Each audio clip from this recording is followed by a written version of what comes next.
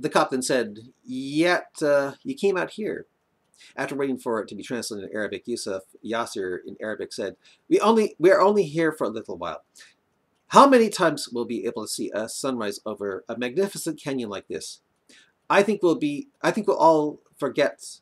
I think we will all forget how cold it is, and instead just remember the beauty." The cop smiled when it was translated in English and asked, "If you came up here to see the sunrise, why were you walking back to your van while it's still dark? The sun won't be up for like an hour from now." After having translated Arabic, Yusuf Yasir said in Arabic, "We thought that would be up 40 minutes ago. It was bad timing on our part. After waiting, well, we got cold and decided to go back to the van to get warm. Then try it again when it started to look nice." "Really?" smiled the cop. "Yes, really," said Ziad in Arabic. The cop then said, "There's been a rash of carjackings in our interstate lately. On our interstate lately, not just cars, but big rigs." "Man, really? Man, things are getting bad," said Yusuf in Arabic. The cop then said, "And you see that Love's truck stop way up there, about a mile and a half? Well, last night a possible trucker was found crushed from the wheels of a big rig.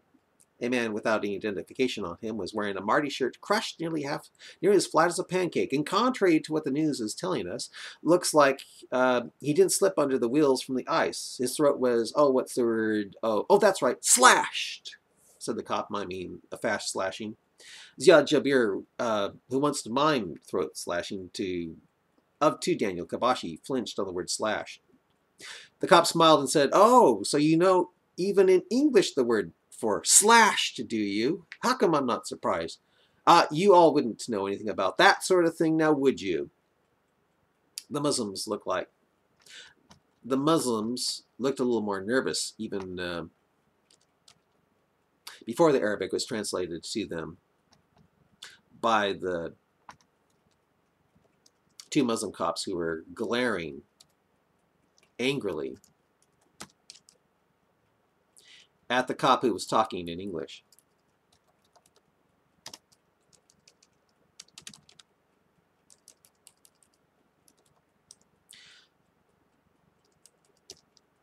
The cop went on with, "Oh, and guess what? There's no Marty truck up in that Love's station. Isn't that something? There was a Marty truck up there at Love's, but not anymore. Video shows it coming and going, though." After the English was translated into Arabic, Yusuf asked in Arabic, after making a gulping sound, "Was the man driving the truck the one who was crushed?"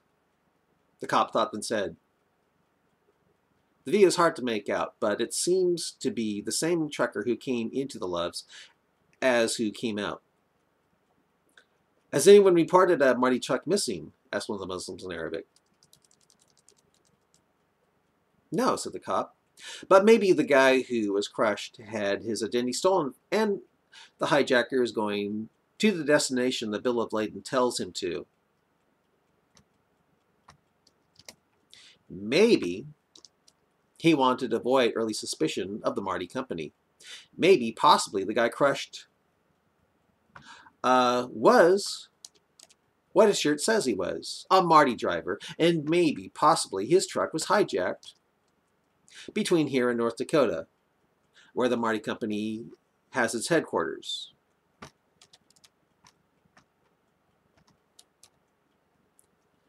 Yusuf Yasser asked in Arabic, "Bill of lading?"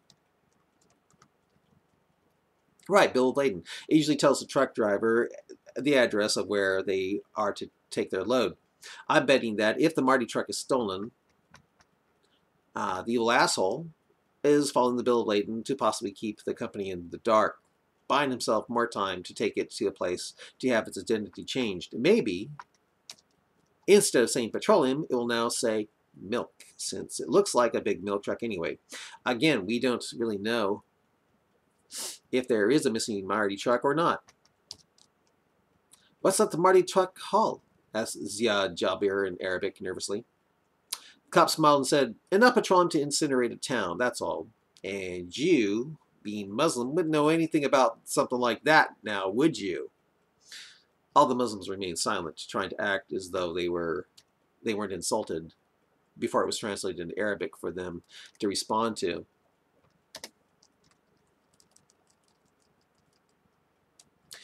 Trying to avoid further suspicion. The Muslim cops doing the translation looked uneasy.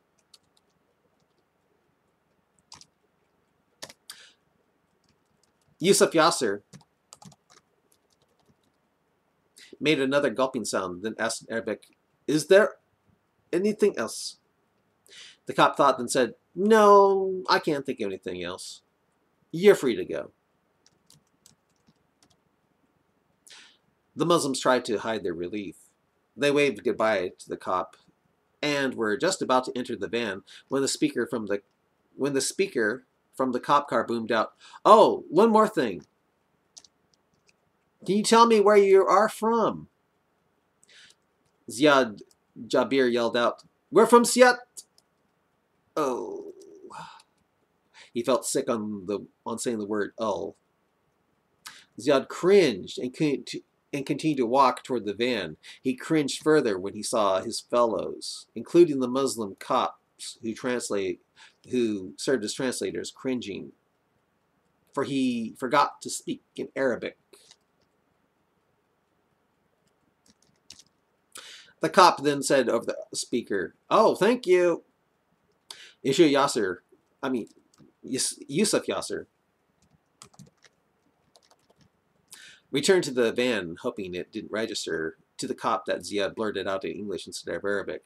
He got inside and asked, "Oh Allah, please don't let it have registered that you stupidly said that in English." "I feel so dumb," whispered Ziad, trying hard to act like nothing. They looked back and saw the cop sitting in his car, smiling at them. The Muslim cops were sitting in their car looking worried. The cop pulled out a cell phone and started talking on it as he continued to smile almost wickedly at the Muslims in the van. "Get, I'm tired. I'm going to sleep a long time today, I hope," said Yusuf Yasser. "I hope jail has comfortable beds." "Man, where to do salat now? I wonder if we can pray in jail with our mats." "Oh, of course we can." He started up the van and was just about to turn around when suddenly the cop car's lights flashed, lighting up the area. Come out with your hands up. Your van is reported as stolen," boomed the voice of the cop, becoming the patrolman he truly was. A very worried Al-Din said to Yusuf Yasser, He's just playing with us, brother, isn't he? He knew this van was stolen all the time and is just playing with us. He probably even knew we spoke English all along." They all looked at the Muslim cops in their cop car, hoping they might be able to think of something. Instead, they just looked nervous themselves.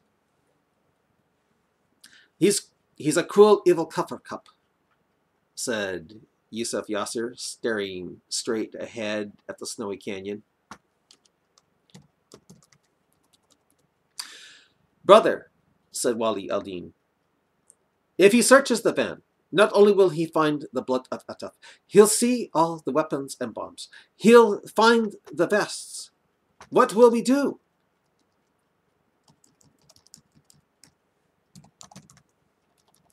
Yusuf Yasser looked about and said, "It is time." He looked at Ziad Jabir and said, "Hand that box with the number 4 written on it. Hook the wire to the socket. That will make it work when I press the button to dial its number." "Are we going to become martyr?" asked the young-looking Muslim with great fear in his voice.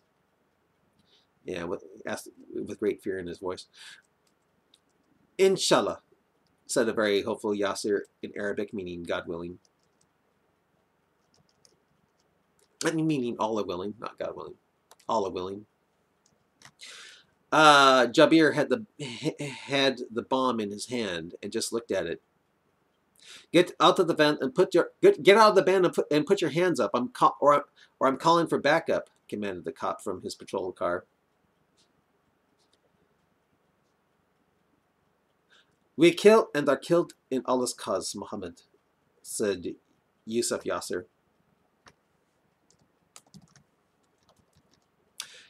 Is this life the important life?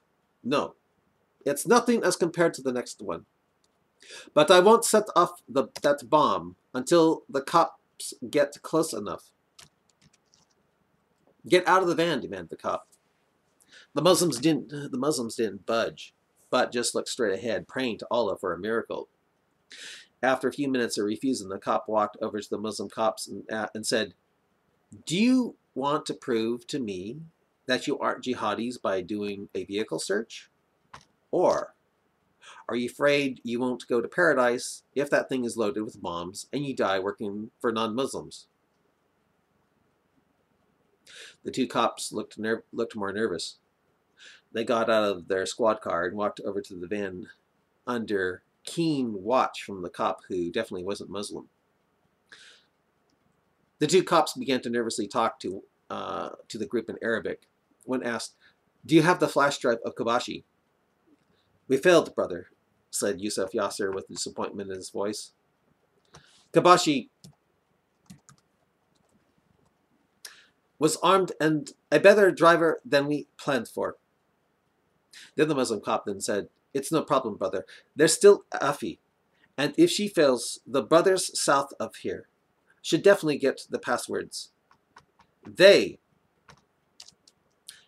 will get that flash drive."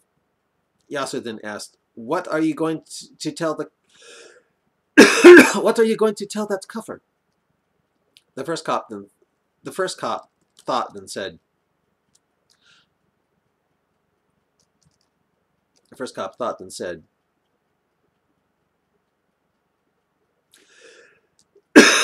"We'll act like we're going through all of this.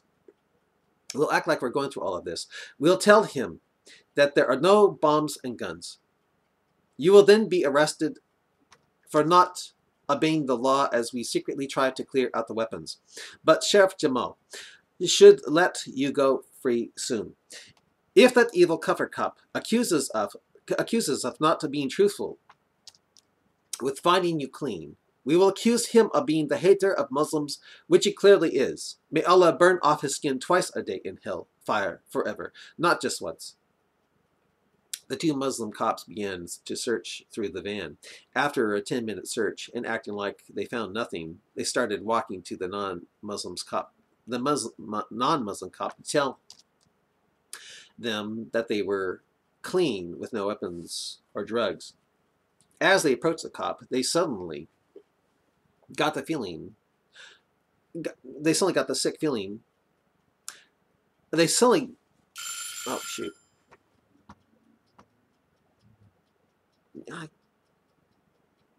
I think I'll read along a little further here. As they approached the cop, they suddenly felt sick when 5 other cop cars began to arrive on the scene, along with a police van containing two very special German shepherds, trained for sniffing explosives. The only relief the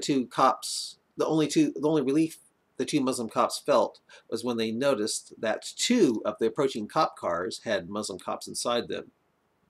By now, there was a pretty sunrise over a misty, cold, snowy canyon.